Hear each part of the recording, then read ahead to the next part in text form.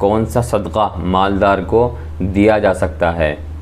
بسم اللہ الرحمن الرحیم، الحمدللہ وحدہ والصلاة والسلام علی من لا نبی بعدہ، اما بعد۔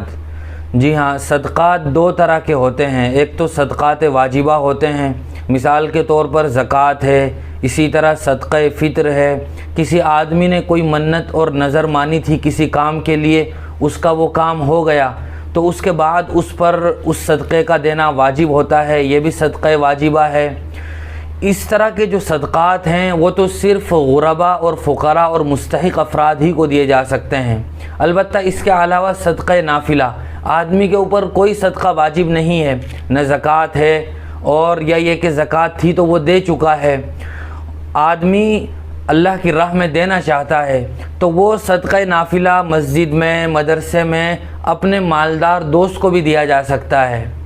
اور اسی طرح جو لوگ مستحق نہیں ہیں بلکہ وہ خود زکوٰۃ ادا کرتے ہیں تو ایسے لوگوں کو بھی صدقہ نافلہ دیا جا سکتا ہے، لیکن صدقہ واجبہ کے لیے غریب اور مستحق کا ہونا یہ ضروری ہے۔